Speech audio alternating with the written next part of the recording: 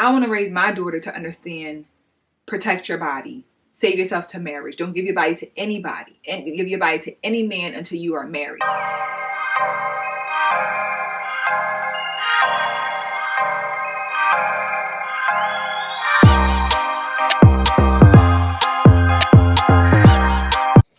Hey y'all, welcome back to Just a Girl Talk. My name is Janine if you are new here. If you're new, please be sure to subscribe to the channel. Make sure notifications are on so you never miss an episode. And if you're a subscriber, welcome back to the channel. The last 24 hours has been crazy for everybody because we were all voting yesterday for the presidential election of Trump and Kamala. And we officially have a new president who will be walking into the White House in 2025. For 2025 will be Mr. Donald J. Trump. And a lot of people are upset. A lot of women are upset. And I want to start off by saying, so as a woman, right, a black woman, I understand how it feels to feel powerless when it comes to your body and what you can and cannot do. And now other people are controlling your right to do certain things with your body. But on this episode, I really want to give women some hope, some encouragement, give you your power back, because I don't want you to feel like you're powerless now. You're not powerless. And I don't want anyone to, twist my words. I am coming from a very sensitive, caring place, but I also want to educate and uplift and not want women to be victims in any way during this time. But I'm going to go ahead and put a clip in here where our VP, Kamala Harris, talked about women's rights and things Donald Trump has said about women, and we'll come back and talk about it. I will comment on the former president Donald Trump's remark about women and whether they like it or not. And listen, it actually is, I think, very offensive to women in terms of not understanding their agency, their authority, their right, and their ability to make decisions about their own lives, including their own bodies. And this is just the latest on a series of reveals by the former president of how he thinks about women and their agency. Whether he has said, as he has, that women should be punished for their choices, whether he has talked about his pride in taking away a fundamental right from women, whether it be how he has actually created a situation in America where now 1 in 3 women lives in a Trump abortion ban state and has legal restrictions on the right she rightly should have to make decisions about her own body. The other point... So Roe versus Wade happened in 1973, where the U.S. Supreme Court made it a constitutional right for women to be able to unalive an unborn child, right? And it was overturned. And obviously many women were upset, and I totally understand, which removed that constitutional right. And that has been the running point for Trump and Harris throughout the presidential, election time. And as I said, I want women to not feel hopeless. I feel like a lot of women I've seen on my timeline today are like, women, I'm sorry, I feel bad for us. And I'm just like, ladies, hear me. It's not over. Life is not over. There's so much power we have in controlling our bodies that no one has to control it for us. And I mean it in the most sensitive way. If you don't want someone to control your body for you, how about you control it yourself? And I'm not talking about women, right? The women who don't make those choices for themselves. They are, essayed. They are, grieved. Like, I don't want to be insensitive to that at all, because it does happen. But if we're being all the way honest, the large majority of unaliving is not due to essay or grief. It's not. So I want us as women to understand that you have all control over who you open your legs to, what you choose to put in your body or not put in your body. There are hundreds of birth control options. And the best form of birth control, if you don't want to get pregnant, is to close your legs and just be abstinent. Be celibate, save yourself. That is the best form.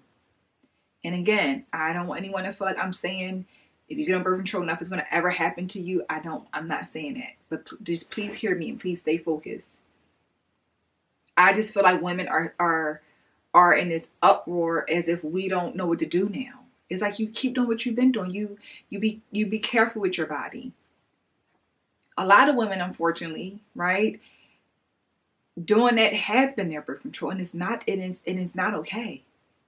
It's not okay that was your form of birth control, to freely do that whenever you wanted to, not be responsible with your body, do whatever with your body, and it's affecting your body internally by doing that. So I think that we just have to now do what's best to take care of our bodies. And maybe, I don't know, but maybe things happen for a reason to give women more awareness of not being reckless with our bodies. And I hate for it to be this way. I hate for it to be this way where we feel like, they feel like they have to punish women for, making these decisions. And it's sad. So I really just wanted to really just dive into this and let women know that you can keep going. You don't have to feel like it's over. I know we were really, we really feel like we need a woman to speak for us, but you can speak for yourself.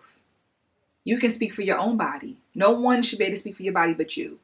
No one should be able to enter your body but you. Again, I'm talking about if you consent to it. Nothing that is not consensual. If you consent to it, who are you letting come into your body? Who are you laying down with? Why are you not using protection? Why are we not on birth control? Why are we just being so reckless? And a lot of times we're reckless because we thought, there's another option. So I'm not trying to be proactive. I'm just being careless because I know there's a way out. And that is a sad, sad way to do life. And you have so many children, teenagers who are doing the same thing. Not being on birth control, having sex with whoever they want to, giving their bodies up whenever, however, and they have been to the clinic multiple times before the age of 18. That's a sad reality. That I didn't get on birth control, I did it again. And I did it again. Or I kept having babies. And then I kept blaming men. I don't want us to be victims. I don't want us to just think that it's over. I really am like, this is making me sad. That's all I see.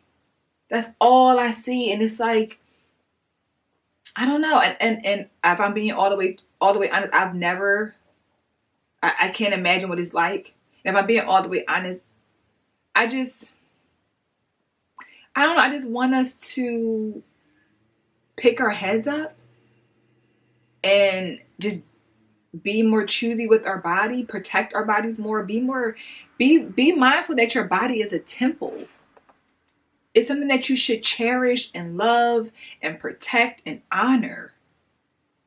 And not treat like it's a piece of trash or a piece of meat. That's how a lot of women have treated their bodies. And that is not the way you want to live life. And that's not the example that we want to set for young girls. Because for me, I want to raise my daughter to understand, protect your body, save yourself to marriage. Don't give your body to anybody and give your body to any man until you are married. Do not be out here just doing whatever you want with your body and thinking that you could just have it out. Be responsible. Same for my son. You dating women, you wait to marriage. You sleep with your wife. You don't just be out here just giving your seed away to any and everybody, and then we need to be responsible. We are in control, ladies. We are in full control. We are. We're in full control. So we just have to get out of thinking like that was the only way to go when there's so many other ways. Again, birth control, not having sex, just being choosy, vetting better, making sure the man is worthy of, if you choose to give him your body, is he really worthy of your body? What has he shown you? But it's just, I just really don't, it really saddens me. It has really been a heavy, heavy, heavy day. And I know that this will be probably for the rest of the week. I don't know what this is going to be like, but I just feel like women are, I don't know if women are just like following on the bandwagon. Some women are just going with the flow, but I feel like I want women to know you have options. Maybe that option is not particularly the one, right? Where you live, right? But there are other options that that you don't even get to that point. That's my hope, that we can stop using that as the scapegoat. We just have to remove that as a scapegoat. Emergency purposes only, things like that, but that should not be your, oh well, I'll just go to the clinic if oh well. We got to stop that, ladies. And again, I know that was Kamala's running thing for us as women and wanting to make sure that we knew that she was going to protect our bodies and all of that, but you are the only one who can really protect that body is you, because you have a say so. You can either say yes or no. You can either close your legs or open them. And one last time, for those who might miss it, I am not talking about anyone who is in a situation where they have no choice or they are being forced to do something. I'm not talking about that, because we obviously know that that's a different situation. And my heart goes out to any woman who's ever experienced that, who's going through that or may go through that in the future.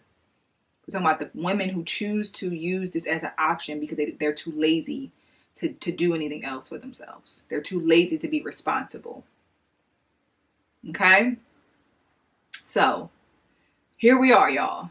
This is the reality. We can either sit down and we can keep crying about it and making, boo-hooing about it, or we can do something about it, be responsible and teach our children, our family members, or the younger generation, teach them better.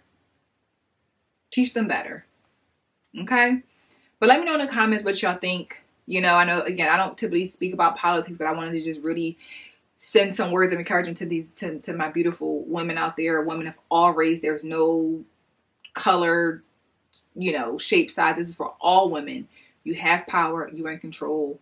Don't give up. And, let's pick ourselves up and keep moving. Look up your local clinics. If you look up your, just look into birth control. Like, just be more proactive. Okay?